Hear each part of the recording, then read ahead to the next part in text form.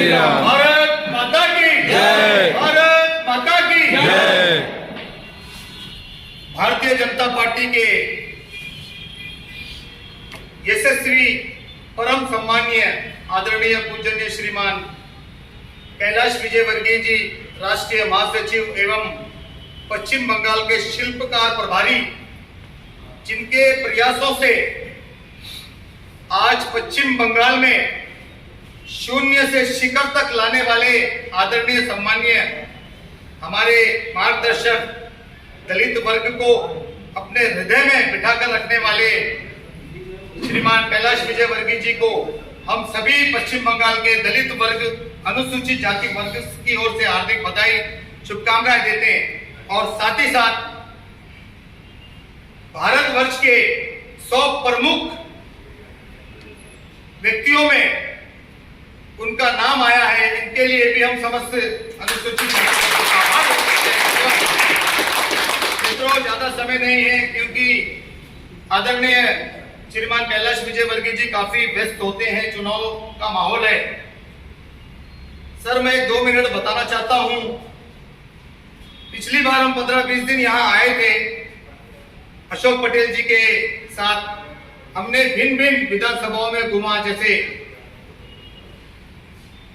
पाली विधानसभा क्षेत्र, शिवपुर, बैरकपुर, टीटानगर, टीटागढ़ और नवापाड़ा। थोड़े इन क्षेत्रों में हमने दलित वर्ग के ग्राउंड स्तर पर हमने उन दलित वर्गों से भाजपा की ओर अपना अधिक से अधिक मत कराकर सोनार बंगला बनाने में आप अपना अमूल्य योगदान दें। कुछ क्षेत्रों में हमको समस्याओं का, सवालों का भी हमको जवाब मिला और कुछ प्रश्न ऐसे आए, हमने उनका निवारण भी किया। तो मैं ये समाज के जितने भी दलित वर्ग, अनुसूचित जाति वर्ग के लोग यहाँ उपस्थित हुए हैं, मैं इस मुद्दे से हटकर एक बात बोलना चाहता हूँ।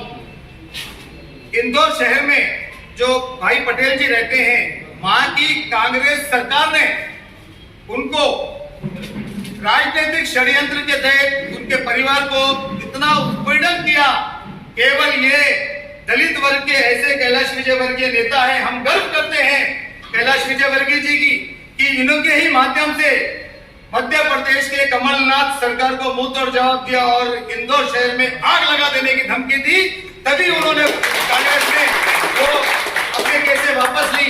ऐसे महान व्यक्तित्व नेता को मैं सादर नमन करता हूं। मैं सौभाग्य हमारा है कि कैलाश विजयवर्गीय जी के मुख्य अतिथि के रूप में मैं उनको संबोधित कर रहा हूं, ये मेरा सौभाग्य है।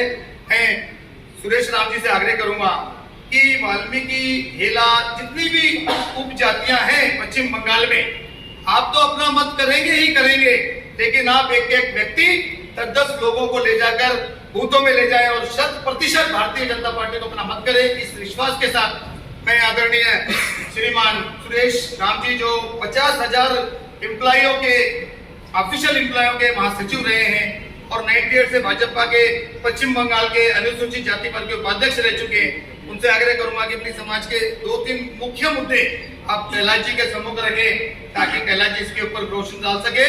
और यह निश्चित है कि दलित वर्ग भारतीय जनता पार्टी को अग्रसर है। कैलाश जी, हम आपको भारतीय जनता पार्टी के जितने भी 72 विधानसभा हैं हमारे कलकत्ता शहर में, 72 के 72 और ग्रामीण क्षेत्रों में जितने भी वाल्मीकि समाज है, नहीं बंगाल की बोलो, यहाँ की बोलो,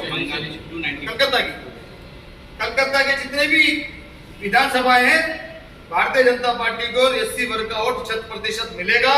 और आपने कल जो आश्वासन दिया, कुछ लोग इसमें मौजूद नहीं थे कल, आयोग का भी गठन करने के लिए कैलाश जी ने हमको आश्वासन दिया, उनका भी हम हृदयपूर्वक आभार व्यक्त करते हैं। और मैं अपना स्थान ग्रहण करता हूँ। श्री सुरेश राम जी अपना मूल्य विचार रखें और इस विषय पर रोशनी डालें।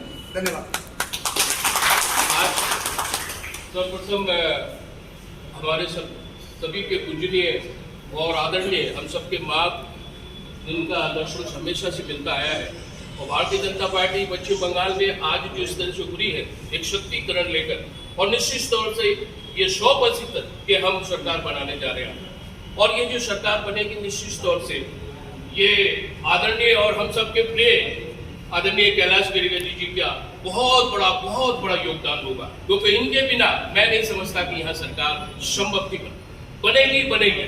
मैं जो एक मुद्दे आपके सामने रखूंगा, वो सबसे पहले तो सर, इस देश का जो दलित वर्ग है, जो पिछड़ा वर्ग है, वो भारतीय जनता पार्टी का कोटि ऋणी रहेगा जब तक ये इस दुनिया में रहेगी। उसकी वजह ये 370 हटाकर सर सिर्फ कश्मीर की जनता को आपने आजाद नहीं किया, बल्कि वहां रहने वाले वाल्मीकि समाज को, वहां पे रहने वाले दलित समाज को और उन लोगों को जो आजादी थी, उन लोगों को जो मुक्ति थी, शायद मैं समझता हूँ कि तभी हमने सपने में भी कल्पना न की थी कि ऐसा भी दिन आएगा जब वहां पे रहने वाले दलित समाज के लोग जो वहां पर भारत में रहते हुए भी वहां पे वो शरणार्थी के तौर पे रहते थे, ना तो उनको जाति प्रमाण पत्र मिलता था, ना उनको पढ़ने की आजादी थी, ना उनको चलने की आजादी थी, ना उनको रहने की आजादी थी, ना उनको वस्त्र पहनने की आजादी थी। तो ये संभव हो पाया है यशस्वी हमारे आदरणीय प्रधानमंत्री श्री नरेंद्र भाई मोदी जी के बदौलत, और हमारे गृह मंत्री श्री अमित शाह जी और हमारे श्री कैलाश वर्गीय जी, जो मैं ये कहूंगा कि इस पार्टी के बहुत बड़े चाणक्य हैं, जिनके बिना पत्ता भी नहीं हिल सकता। तो आज ये जो दलित समाज ये बैठा है, हर एक समाज के प्रतिनिधि यहाँ बैठे हुए हैं। ये प्रतिनिधि कई सारी वेदना लेके सर आपके समक्ष आए।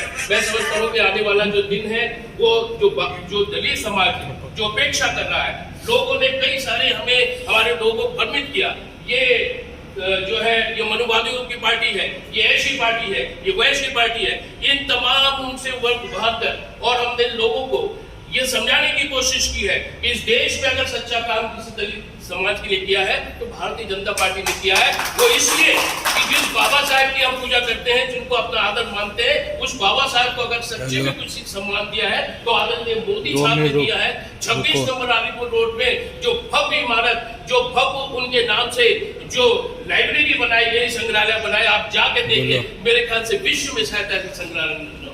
और ये जो काम है, ये एकमात्र भारतीय जनता पार्टी कर सकती है। कई सारी योजना जो इस देश के पिछड़ों के लिए, दबों के लिए, कुचलों के लिए बनाई गई है। मैं बैंक में था इसलिए मैं जानता हूँ कि कितनी सारी योजना आई है, और इसके पहले सिर्फ योजना कागज कलम तक सीमित रह जाती थी। ये पहली बार इस देश में हुआ है आदरणीय यशस्वी प्रधानमंत्री के नेतृत्व में कि इतनी सारी योजना, और ये जो हमारा समाज है इसको आत्मनिर्भरशील बनाने के लिए, इसको अपने पैरों पे खड़े करने के लिए ये तमाम जो योजना प्रधानमंत्री द्वारा और हमारे आदरणीय अमित शाह जी और श्री कैलाश वर्गीय जी जो इसकी रूपरेखा बनाई है, मैं समझता हूँ कि ये जो समाज है हमारा, जो दलित समाज है, आने वाले दिनों में इस देश का निर्भरशील समाज होगा। जो बाबा साहब का सपना था वही हमारे आदरणीय मोदी जी का सपना है।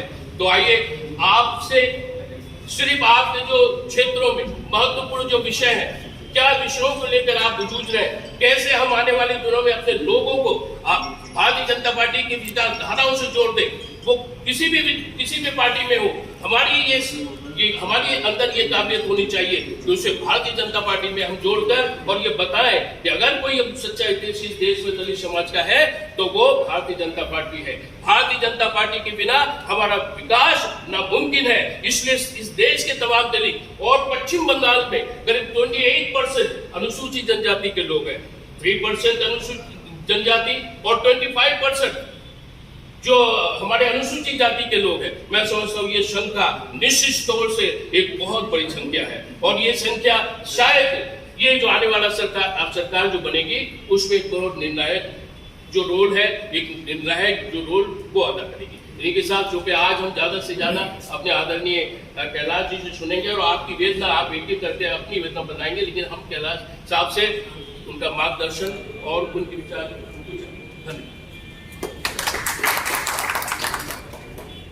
धन्यवाद सुरेश जी, सतीश जी।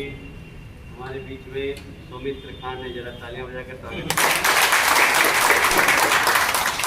पार्लियामेंट है, युवा मोर्चे के प्रदेश के अध्यक्ष हैं, अशोक पटेल जी हैं, सुरजीत जी हैं, हरिओम उपस्थित सभी मित्रों में सबसे पहले मैं क्षमा चाहूँगा, आने में मुझे विलम्ब हुआ है, क्योंकि जब मैं यहाँ आ रहा था उसी वक्त फ़ोन आ गया गृह मंत्री जी का कि एयरपोर्ट जल्दी आओ। तो यहाँ से कार्यक्रम उनके 4 कार्यक्रम समाप्त करके वो केरल जा रहे थे। मैं फिर यहाँ आने के बजाय फिर सीधा एयरपोर्ट गया, तो आपको इंतज़ार करना पड़ा, इसलिए क्षमा चाहता हूँ। मुझे अशोक जी ने और सुरेश जी ने बताया कि आपके बहुत से साथी चले गए।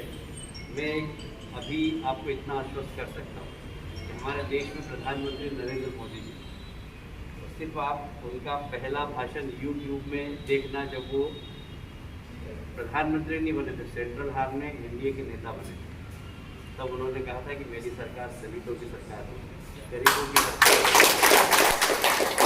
तो उन्होंने कहा था, और जितनी भी योजनाएं बनी हैं सब इस प्रकार के गरीबों के लिए बनी हैं। तो हम सब ये जानते हैं कि हमारे देश के प्रधानमंत्री स्वयं बहुत ही गरीब परिवार से होकर आए थे। गरीब की गरीबी का दर्द उसको क्या होता है कि उनको एहसास है, और इसीलिए गरीबों के लिए रोटी कपड़ा मकान, सबसे पहले प्रधानमंत्री आवास योजना के मकान बनाकर देने का काम हमारे देश के प्रधानमंत्री ने गरीबों को दिया है। और आज से 2 साल बाद इस देश के अंदर ऐसा एक भी गरीब नहीं रहेगा जिसके सर पर पक्की छत नहीं होगी। प्रधानमंत्री जी गरीबों के साथ है। आपने भी देखा होगा, टी बगान में उधर गया तो वहाँ पर टी बगान के लोगों को 200 और 250 रुपये तनख्वाह मिली। हमने जब ये बात प्रधानमंत्री को बताई, उन्होंने घोषणा पत्र में कहा कि हम कलेक्टर रेट से उनको पेमेंट करेंगे, कम से कम 350 रुपये प्रत्येक मजदूर को मजदूरी देंगे, इससे कम किसी को मजदूरी नहीं मिलेगी। इससे ही मुझे पता लगा सफाई कर्मियों को तो बहुत ही कम मिलते हैं, 6,000 7,000 कॉन्ट्रैक्टर।